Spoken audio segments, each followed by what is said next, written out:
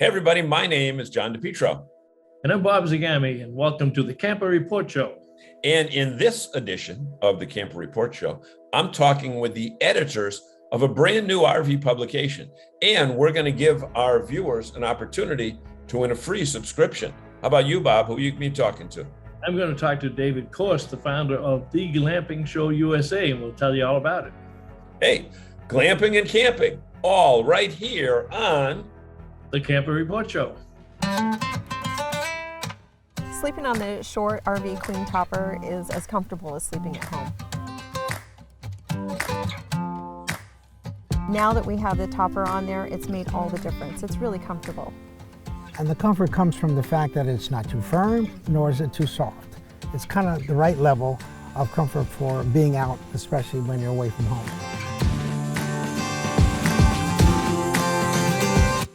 Hey everybody, and welcome back to the Camper Report Show. This is the news segment, and as every week, Bob Zagami and I come to you, we get a lot of our news from RV Business and our friends at Woodall's Campground Magazine. So this week is no exception. And there is big news in the RV industry because Newmar, one of America's most respected manufacturer of Class A motorhomes, has a new president. Bob, talk a little bit about that.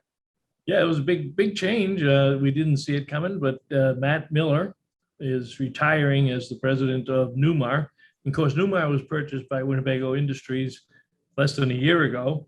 And Brian Hazelton, who was in charge of all of the RV brands at Winnebago, is the new president at Newmar.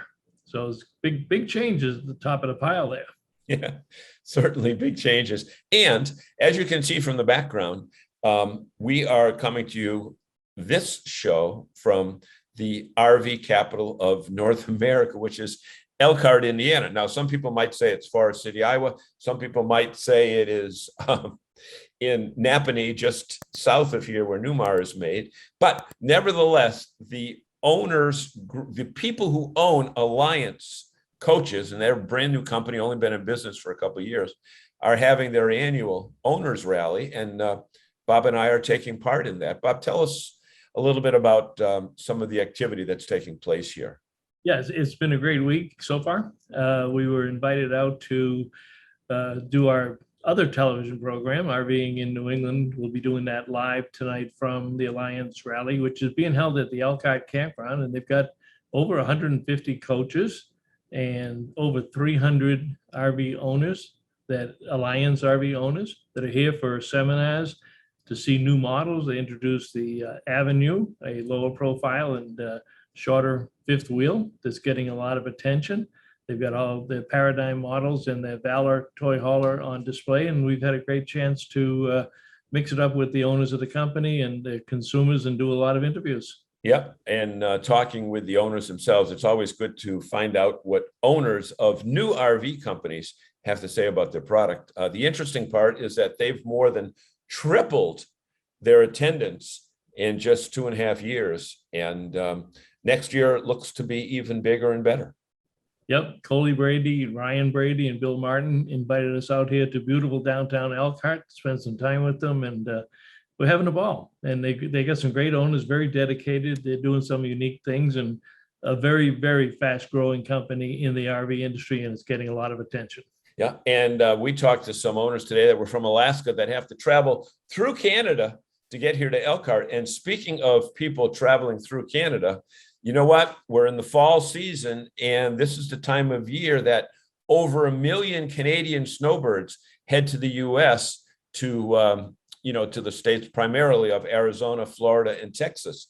Now, campground owners are expecting them and are going to greet them with open arms, but the interesting twist into this whole thing, Americans can go to Canada, but right now, as we speak, Canadians are not yet allowed to enter the United States. And, with this new information about COVID coming back, their year, or I should say, their vacation in Florida for a second consecutive year might be put in jeopardy. Talk a little bit about that, Bob. Yeah, it's kind of an interesting scenario because the snowbird, there's a lot of campgrounds in Florida and the Gulf Shores, Texas, Arizona, California, that cater to the Canadian snowbirds.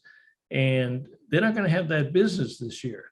But it may be a plus for them in the sense that with all the new RVers out there and all the new people who are retiring and going full time, never mind retiring, homeschooling, home businesses, they may fill those slots up down south. The campgrounds might come out of it all right, because there's a lot of people that want to go down there that have kind of given up the idea, because in past years, with the influx of the Canadians and the Americans that go down every year, it has been extremely difficult. In fact, if you didn't make your reservations a year in advance, there was probably a good chance that you could not get a snowbird reservation down south. So we may see the complete reverse of that this year and see those campgrounds filling up with people that are on the American side of the border. And then what does that hold for the long-term business with Canadian snowbirds?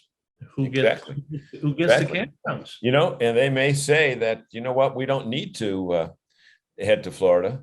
But I think, you know what, 2 straight years in Canada during the winters, if they can make it, they're going to really be looking forward to heading down south and, you know, visiting people that they've become friends with over the years.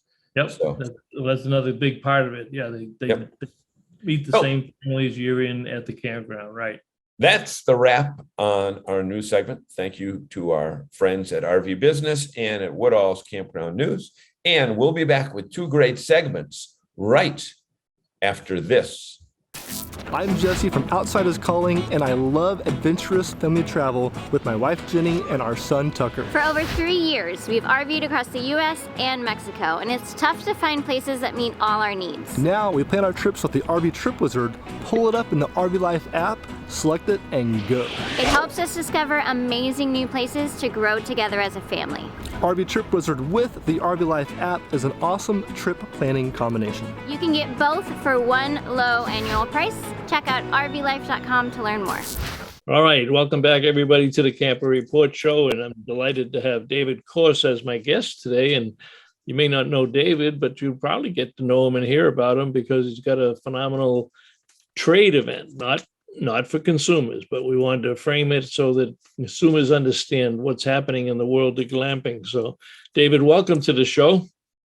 Thanks, Rob. It's nice to be here.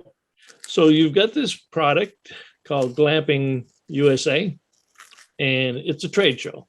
And glamping is becoming very popular in the camping community, both within campgrounds that have decided to have a couple of glamping tents to facilities that are only glamping tents and glamping facilities.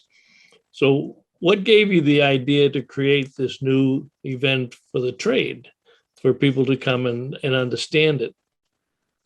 I would love to take complete credit for being so bright, Bob, but the honest answer is that the guy that came up with the idea launched this event in 2015 in England or in the UK. Glamping is much better established, longer established in Western Europe and the UK than here. And it was growing so fast, he thought it would be a good idea. It grew very quickly, and people from the States were going over to England to visit the show and said, why aren't you doing one of those here?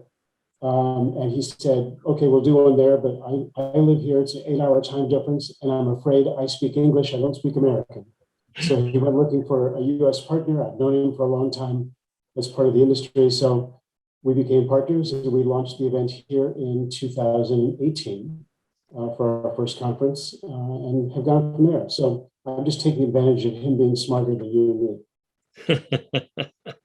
That's pretty good. So from a consumer standpoint, we have consumers that, it's kind of another segment of what you're calling the outdoor tourism industry. And I kind of like that tag because, we have everything now from the original tenters, and then we have RVs, then we have campgrounds, we've got luxury RV resorts, and now we have standalone glamping resorts, which some people have already discovered. We have KOA up in Acadia with their Terramore. Tell us about other facilities that people may not be aware of where they can go for a dedicated glamping vacation. Sure. Well, there's tons of them. In fact, there are dedicated websites for glamping the same way as if you were to go to Expedia or any of the other travel sites. And that's all they do is they just curate all of the glamping sites internationally, not just here in the States or North America. And you can examine, say, I want to go to Costa Rica, I want to go to California, and examine the glamping sites there. So there literally are thousands of them. It's just that a lot of people haven't discovered glamping yet or aren't even quite sure what the heck glamping means. Talk about the audience that you draw. And again, I want to be sure we're careful about this is a trade event. It's not something that consumers can go to. But talk about the audience that you are attracting and why they come to this event. Sure. There are basically three elements from the demographics of people who come to the Glamping Show. And it's almost equal thirds, or was the last time we did the show. It'll probably evolve this time. The first third of them are people who run glamping businesses. I mean, that's all it is. It's not a traditional campground, no place to park your RV. This is simply a place, it's a destination you're going to be someplace beautiful and someplace that you want to be outdoors, but you also don't want to sleep in a sleeping bag and you don't want to pitch a tent or go out in the bushes someplace. You want kind of a luxury enhanced experience. You may not have a mint on the pillow, but you have really nice sheets and a nice bathroom or shower facility, and you probably have good food.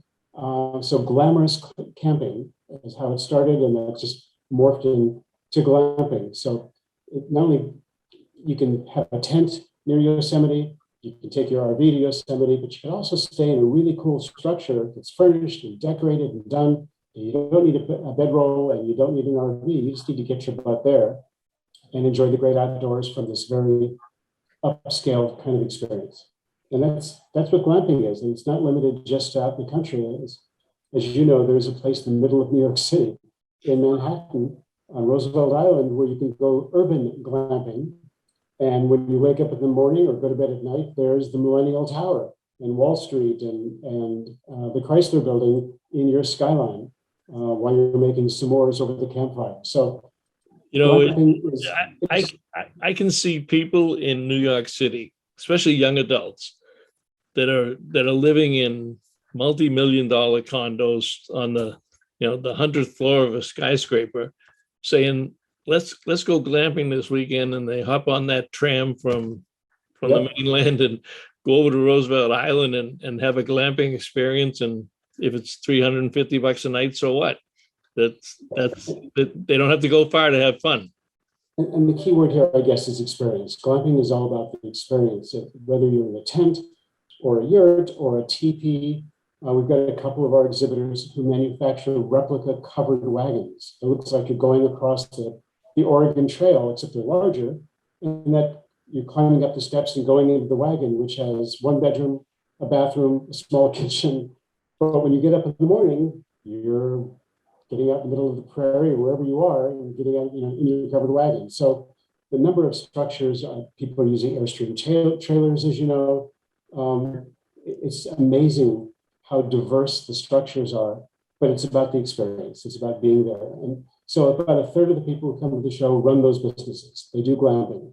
They don't have RV spaces or campgrounds. It's just glamping. About a third are coming from traditional campgrounds or RV parks who either have or are in the process of adding glamping to their offerings. And what it means for them is that, again, you don't have to have a sleeping bag, you don't have to have an RV. You can show up in your Toyota Prius and then just go into their structure, which is furnished and has everything there, and you're enjoying that experience in a nice way. And the last third are people who are just entering the industry.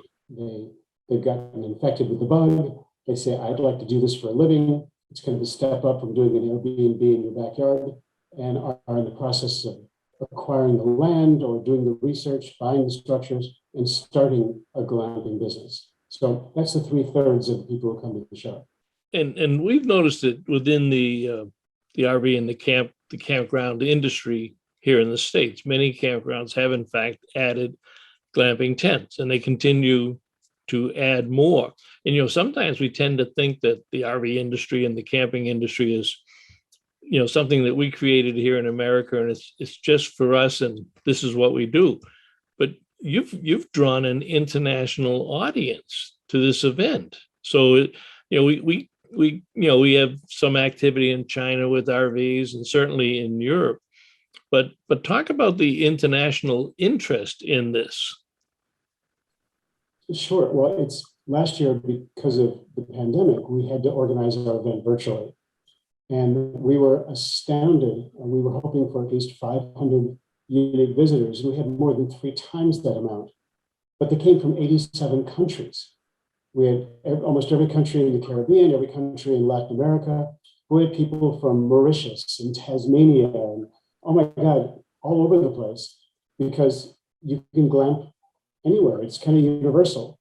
We had people coming to Colorado in October to join us, I think, so far. And these are people who have registered to come, but right now they're not allowed to come based on COVID restrictions. But everybody's hoping it'll relax by the 1st of October. But they're coming from Latin America, they're coming from Canada. We've got one coming from Hong Kong, one from Japan, who are flying into Denver to get the education, to hear about best practices, to look at the structures and find suppliers. So this is not a US thing at all. We're kind of late to the game in many ways. Yeah, and you talk about the experience, and it's not an inexpensive experience, but it's something that is uniquely different, and there is a market for it. I know, we've got Auto Camp down on Cape Cod. That's a campground full of Airstream trailers that gets $250, $300 a night. We get Terramore that is up in that same range, and they sell out for the whole year in terms of that. Yes. So all these places fill up very quickly. Well, people are going to nice hotels. They're planning their vacations in Hawaii and staying, whatever they're going to do. This is vacation planning, whether it's for a weekend or for a week or however much. It's just a positive alternative. And I think it's always been that, and hopefully always will be that. But currently, in the middle of this pandemic thing we find ourselves, it gives you the extra benefit of built-in social distancing. You can be you're outside, fresh air, you're not packed in, there's no big meeting room, you're not in a ballroom, you're not in a crowded restaurant, you're just not back to back with folks in airports so much. You have this wonderful environment where you have some separation and some peace and quiet. It's interesting to me that so many of these places that have peace and quiet also offer complimentary Wi-Fi, so that even though you're out someplace magnificent and you think you'd want to disconnect, you can still get good service. So it has the best of both. And a lot of them have almost the equivalent of a 5-star restaurant, and they'll deliver to your glamping tent. And if you want to have the privacy of your own home, or if you want to go up and socialize at a restaurant, you can do that, or go up for cocktail hour. So it is a very interesting experience, that's for sure. Yeah,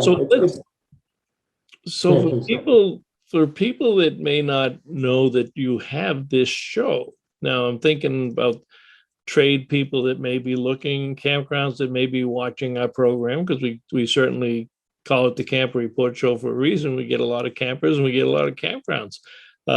Tell us how people can find out about it if they own a campground and they wanted to come and learn more about glamping, or if they're a media company and they want to get on this wave of what's happening out there with glamping, or maybe they're a company that wants to exhibit. Tell us how people can get in touch with you. It's easy. The website is glampingshow.us. So GLAMPINGSHOW, glampingshow.us. You can see the conference program. You can look at the exhibitor list to see the floor plan. You can hear what we're doing.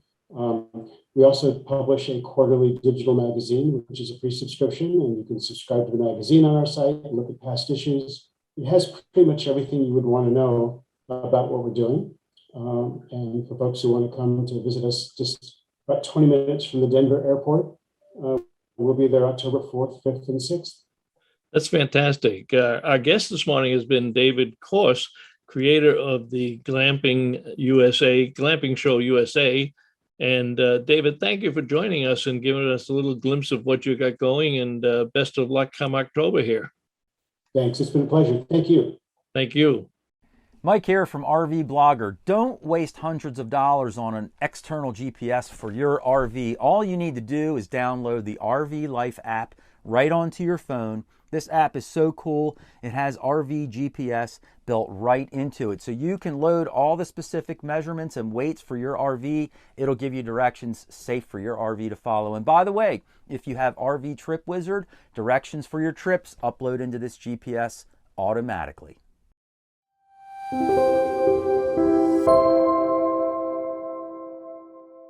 Hey everybody, it's John DePietro, and welcome back to the Camper Report Show. You know, here on the Camper Report Show, our goal is to educate RVers, whether they're brand new, with which there are hundreds of thousands of in the last couple of years, or seasoned, say that 5 times fast, seasoned veterans. And we've got a couple of guests today that are going to provide information for both of those groups, regardless of which one you belong to. And they are Randy and Callie, or I should say, as I look at them from left to right, Callie and Randy Beheimer. There you go. And they are behind a beautiful, somewhat new publication called RV Destinations, because you know what, folks? Regardless of what kind of RV you have, whether it's towable, motorized, pop-up, fifth wheel, toy hauler, the destination is really the key. And Randy and Callie, welcome. Thank you. Thank you for having us. So tell us a little bit about your RV experience so that we can know a little bit the story behind you guys. Yeah, so we, like a lot of people, started tent camping. That was very short in our relationship by my choice, because I was like, ooh, that was fun. Now let's get something that, you know, has a little bit more substance to it. So we've been RVing now for 9.5 years. Started tent camping. We've had a teardrop. We had a bumper pull. We've had a Class C. We're now on our second Class A. So that's been our life as RVers, and have really, really enjoyed it. Mm-hmm. And you are Easterners, and you're kind of on y'all territory, though, right? We are. Yeah, I'm a little bit more northeastern. I'm originally from Pittsburgh. He's more in the y'all territory, and I'm y'all by way of living there now. So you're a combination of y'alls and yuns. Yinzes, right? Yeah, that's exactly Yinzes right. and y'all. Yeah, I don't think that term yuns is anywhere except Pittsburgh. That's right. Anyway. So now I remember you because you have the motor coach that's painted black and gold. No, it's the joke. Pittsburgh Steelers, get it? Yeah. Okay. So tell us about RV destinations and why you decided to put something together of that magnitude, because I know that you had said in earlier editions that you had over 300 pages. Yes. That's not something that you wake up at 5 o'clock in the morning and put together by noontime and then send to the publisher for distribution. That's right. So we, years ago, we do a lot of hiking, and we subscribed to Motorhome Magazine back then, and we loved Motorhome Magazine, and but we would find ourselves, we'd get the magazine. The first thing I would do was open it up to the middle where they would always have their destination. And so we started collecting all these motorhome magazines with all these single destinations in it. And we were hiking one day. I don't know where we were. It was like 4 years ago, whatever it was. And we both looked at each other and said, there should be a magazine that just talks about destinations, a travel magazine for RVers. Because, after all, you buy your RV, travel. And then Go what's places. the first question you ask yourself? Yeah. Where are we going to go? Where are we going to go? Yeah. And so we did some research and found there was really, there's a lot of RV magazines out there, but there really isn't any that we found that solely deals with nothing but where to take your RV. Yeah. And you said the magic phrase just a moment ago, single destinations. Right. Your magazine is anything but that, right? Correct. It is chocked full of destinations. And we did that for a reason. It's also very picture heavy because we want, like anybody else, you know, you see this amazing picture and your first thought is, where is that? I want to go there. How do I get there? And so we purposely created our magazine that is very, very picture heavy, and not just any pictures. You know, these are truly, you know, beautiful, like, oh my gosh, how do we get there? I want to see that. How do I take that picture? And for that reason, to really inspire people to get out and use their RVs for more than just camping, you know, 30 minutes down the road. We've been very selective with our riders. We have about 14 riders riding for us right now pretty regularly. And we've been Writers very or photographers. What's that? Writers or photographers? Both. And that's the key. That's the chemistry, because we have to find somebody that's, you know, good enough with the camera, but also can write pretty well. So that's the key. And we've got a really good group of writers right now. And you know what? The key to the whole thing is having enough geographic diversity to have enough broad interest in the magazine that it would be welcomed by people. Certainly the people in the Northeast don't want to have a picture of a campground in the middle of the winter by any means. And the people down South, you know, would like to see something in the Northeast in the summertime. Yeah. That's what's great is our 14 riders are located across the United States and Canada. You know, so the borders are opening soon or have opened. And so, you know, folks are going to start traveling up to Canada soon. And we really do every issue. You think about those things, you know, we try to think about people that are located out on the West Coast. What would they like to see? And folks on the East Coast and North and South, and really try to come up with a good mix of not only the well-known locations and kind of how to best attack those, but also the little hidden gems that people don't think about or maybe not realize, you know, some great state parks or little hidden beach locations that you might not have ever realized even existed. That's right. So how many, I mean, we're taping this in early August. So how many issues under the belt? Well, we just celebrated a 1-year anniversary. July 20th was our 1 year. So we put out 6 issues a year, regular issues, and we have 2 special issues. So we put out a total of 8 issues every year. So we should have roughly 8. We're getting ready. September 1st, we're going to launch our next issue, and we should have 8 or 9. Yeah. Okay. So a lot of people are fascinated by RVers. Now you're not full-time on the road. You have a residence that you go to, and you head out on weekends or you head out for a week at a time? How do you work that out? We're typically gone 1 to 2 weeks every month. Okay. So, and in the winter time, because, you know, we are more north, and I have convinced my wonderful husband we need to spend more time south. So in the winter time, we'll typically spend a month and a half, 2 months down south.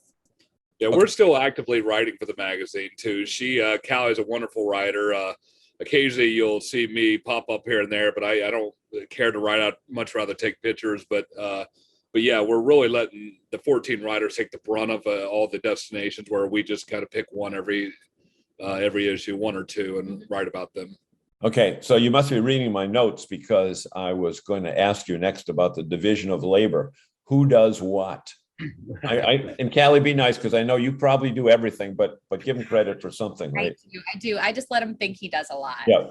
No, honestly, Randy does so much for the magazine. I do some of the writing. So typically like right now we're here in Outer Banks, North Carolina, and we're going to be doing what's called a featured destination. And that's where we really dig into a location and tell folks, you know, various different camping options, things that they might want to do or see while they're at that location, you know, maybe hiking tips if it's an area for hiking, things like that. So I'll do a lot of the writing when it comes to the featured destinations. But she also does, I don't want to say editing, but she does the final edit. We go through and do a final edit before we release. And I do a lot of the business side of it. So I handle a lot of the just business side of the magazine. So you kind of pretty much have to clean up what he has put together to put out. Yeah. That's right. Yeah, because a lot of people, that have businesses from their RV, many other people that we've found when they've seen prior shows are always fascinated with that capability to still live together as husband and wife, but also live together as business partners. Does that provide any additional challenges when you're in 400 square feet on a rainy day? Absolutely. So I tease him because he's got this gigantuan Mac computer at home that he uses for the magazine. And it would take up the entire workspace, and, nobody puts baby in the corner. Well, I'm back in the corner, trying to work on my laptop in 2 inches of space. And it does get challenging sometimes, but, we've come up with solutions, and thankfully we get along really great. I mean, we really do spend just about 24/7 with each other and for many years, and we get along well. So it works out well. Well, that's good to hear that. Now, I'm told, I don't know if it's still available, but there was an offer if you filled out a couple of questions about your background, your demographics, your camping habits, your styles, et cetera, that you could get a free copy of the magazine. Because I'm told the magazine is not free forever, but you can get a free copy to kind of sample it. Yeah, so we've got two promotions going on right now. Someone could actually subscribe to our newsletter. We'll give them 3 back issues. Or you can do a survey for us, and we will actually give you a year subscription, a year free subscription. And that is a very limited offer. We're not going to have that up forever. It's just kind of a thing we've got going on to kind of develop our some data points, basically, for the magazine. So great. Super. Well, we want to thank you so much. Oh, so what do we do? What do we click on a link? Yeah, that's right. You can go to our website, www.rvdestinationmagazine.com, rvdestinations with an S, magazine.com. And you can, for the free year subscription, if you scroll down to the bottom, you'll see a little banner that you would click on, and then do the questionnaire and provide your email at the bottom. Great. That's right. So that is the scoop. RV Destinations with an S, plural, because it's not just one destination. Because then you could just call it seasonal. That's right. Seasonalcamping.com. I mean, that would be a pretty boring one. Seasonal camping. Yeah, that's right. You just have pictures of your neighbors every day. But we want to thank you so much for spending time with us. And I know that you're going to head out to see where Wilbur and Orville made their first flight. I've been there. It's a fascinating, because they failed 3 times before they finally got that what was the name of the plane? I don't know. Up in the air. I don't remember. But I read a book about it, but I can't think of it right now. Yeah. Well, you'll enjoy it. And I'm sure everyone who's watching the show will enjoy RV Destinations Magazine. Callie and Randy, thank you so much for being with us. Thank you.